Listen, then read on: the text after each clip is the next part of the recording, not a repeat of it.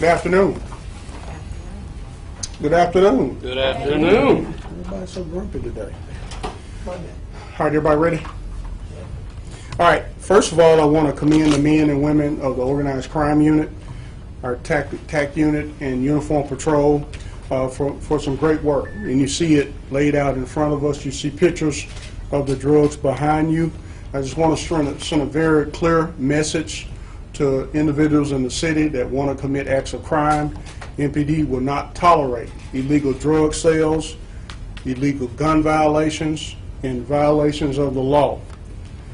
Good afternoon. As part of a continuing effort to reduce violent crime throughout the city of Memphis, the Memphis Police Department's Organized Crime Unit, the Multi-Agency Gang Unit, and the MPD TAC Unit, along with members of Uniform Patrol, conducted a 6-week proactive enforcement detail in high crime areas throughout the city.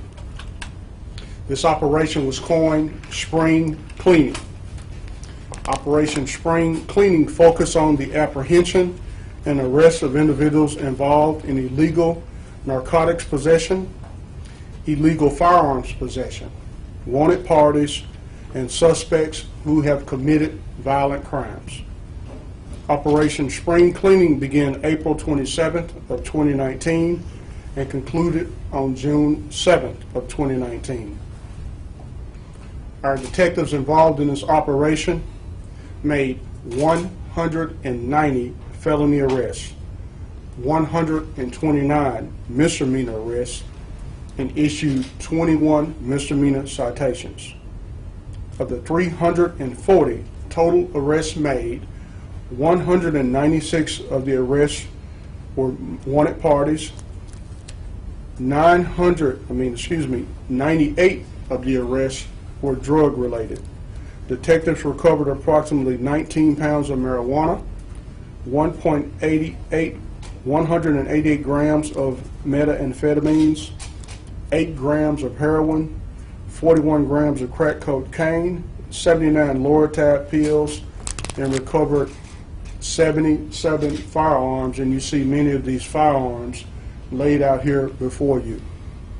Of those 77 firearms, 64 were handguns, 13 were long guns. Detectives also seized 20 vehicles and over $69 in cash of suspected drug proceeds. 26 of the defendants arrested for weapon-related charges are convicted felons. These defendants are facing federal and or state prosecution for possessing a firearm.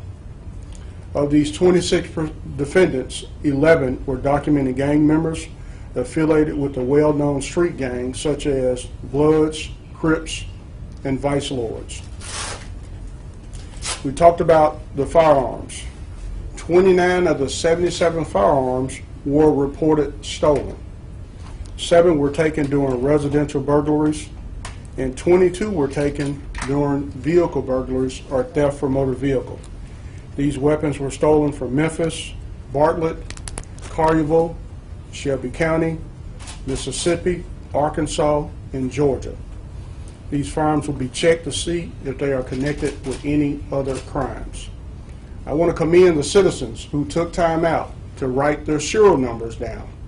You know, for the last several years, we've been asking citizens, if you possess guns, if you possess other valuables, record the make, model, and serial number of those items, so if they do get stolen, that we can help you recover those and we can apprehend individuals that have stolen those. So on Monday, June 3rd, as Operation Spring Cleaning neared its conclusion, members of the Organized Crime Unit also concluded another operation. This 6-month drug investigation involved 30 individuals. This investigation was coined Operation Non-Believers. We know that in Memphis and across the nation, opioid overdoses are still increasing, and it's also increasing in Memphis and Shelby County. Individuals involved in distributing opioids in Memphis will be held accountable for their actions. As of June 7, 2019, The Memphis Police Department has investigated 288 suspected drug overdoses. 41 of those have been fatal. This operation was coined Operation Non-Believers because dealers are continuously attempting to possess, deliver, and sell heroin and fentanyl on the streets of Memphis without believing they will be arrested for their unlawful actions. This operation started in January of 2019 by members of the Memphis Police Department's Organized Crime Unit. During the investigation, they identified Darius Chalmers and several other co-conspirators as being high to mid-level distributors of heroin and fentanyl.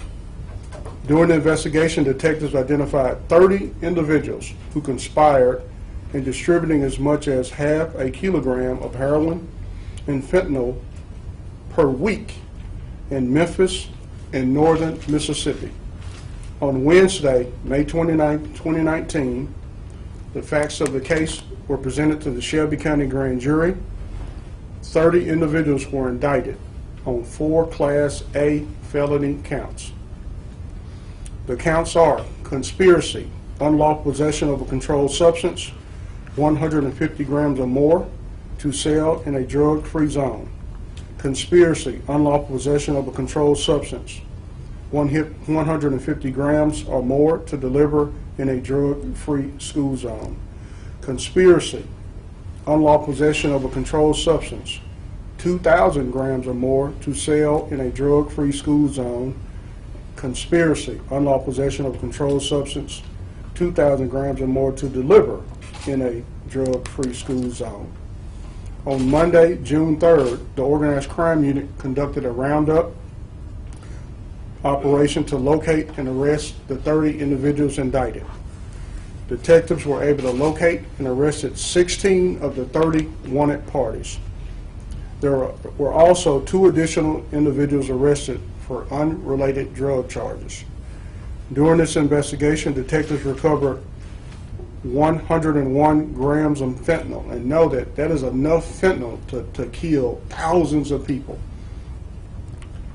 11 grams of marijuana, 20 firearms, which consisted of 3 handguns, 3 rifles, and 17 handguns. Detectives also seized 12 vehicles and approximately $31,000 in cash as suspected drug proceeds. Detectives also served 7 search warrants throughout Memphis and Shelby County. 9 of the individuals indicted were affiliated with members of the Crips street gang. These individuals ranged in age from 24 to 62 years of age. Some of them had prior arrests for aggravated assault, robbery, rape, theft, drug possession, and felon weapon violations. The Memphis Police Department would also like to thank the Shelby County Attorney General's Office for providing guidance and operational assistance throughout this entire operation. Know that the Memphis Police Department is continually working with our law enforcement partners, the Shelby County District Attorney General's Office, our federal partners, to rid this city of drugs and violent crime. These operations are in conjunction with the vision and initiative of MPD to combat crime issues within the city of Memphis. I would like Reggie Henderson from the Shelby County District Attorney's Office to come forward. Just briefly, I'm here representing Amy Wyrick in the Shelby County District Attorney General's Office. You heard the depth and breadth of what Director Rollins spoke about, how these detectives have been doing this for 6 months, this investigation, along with other agencies, and of course the District Attorney's Office. I had people advising on this. Certainly, if you look around and see what the results of this was, including, like I said, the drugs in the back, this was a major operation, and I think a lot of thanks for this community should go to the Memphis Police Department, in particular, Sheriff's Department, and the other agencies involved. So I just think this was something that we know how serious the opioid problem is, And certainly, I think this sends a message that this is not going to be tolerated by MPD, the District Attorney's Office, or any other law enforcement agencies in Shelby County. Thank you. All right, we'll take a few questions. Yeah. So were these weapons here on the table, were these all recovered from Operation Spring Clean, or is this from? You have a combination. Okay. Many of the weapons stolen, do you know if those came from vehicles or residents, or the breakdown of that? So I gave you a breakdown earlier. They came from burglaries, theft from motor vehicles, and we'll give you the details after the press conference. I think 7 were taken during residential burglaries, 22 taken during vehicle burglaries or theft from motor vehicles. But that's a great point because, I went before the state legislature a few months ago asking them to deal with guns and cars. I mean, guns and cars has had negative consequences. 1,276 guns have been stolen from cars. It is a problem, and I'm going to again ask the state legislature. I'll mention it to the governor when he's here tomorrow, that we as a state, we need to do something about guns and cars because it is threatening the safety of our citizens, and it's our responsibility as a government officials to do something about it. There's some pretty serious firearms up there. Knowing that these guns are off the streets, so is these guns something that you guys deal with? Is this representative of some of the guns that criminals have on Memphis streets? Oh, without a doubt. So every year we recover over 3,000 guns from the streets. So our police officers are out there working, and they have to deal with individuals. But I think it's so important to note, as we hear so much about law enforcement and community, our officers are out recovering 3,000 guns every year. We rarely have an officer-involved shooting. So the officers are well trained. They're showing an enormous amount of restraint. But I'm again ask the citizens to do something for us because I am confident that there are many more guns stolen than what we know because citizens do not record their make, model, and serial number of their guns. We're not asking you for the information unless the gun is stolen, but it's your responsibility as a responsible citizen to record the make, model, serial number, put it in a safe place. If you don't want to write it down, take a picture of it with your smartphone and have some type of record so we can apprehend the individual that stole that particular gun. But again, we've seen kids hurt, we've seen kids shot because parents, adults do not secure their firearm, and unfortunately some young people have lost their life, and some kids have picked up guns and they accidentally shot their parent, and the parent has lost their life because of people not being responsible. So the only thing I ask our citizens to do, be responsible gun owners, do your part, record your serial number, secure your firearm so we don't have to bury another child, we don't have to bury a parent because of you did not take care of your responsibility. And we're, because I know you mentioned a lot of this, the work through the operation was done in high crime areas throughout the city. Were there any trainings in any, was there an area that might have been more highly concentrated on some of the types of things that you are seeing throughout the investigation that you could identify or something like that? So, we look at crime every day, and I'm glad you asked that because we were talking about our daily today. So today, overall crime is down 6%. Now, and I know that for some people that doesn't mean a lot, but for us, we're looking at our report card every single day. Month to date, crime was down 11.42%. Violent crime is down almost 6%. But we look at these neighborhoods, we want our neighborhoods to be safe. So I just want our citizens to know that the Memphis Police Department is working every single day to make your community safe, but we need your help. And when I sit here today, I think about, we still have not brought to justice the individual responsible for killing 10-year-old Mr. Richard Jordan. Somebody knows who shot Richard Jordan. Now think about Miss Dorothy Jackson, a 67-year-old grandmother, killed. We still need the public's help.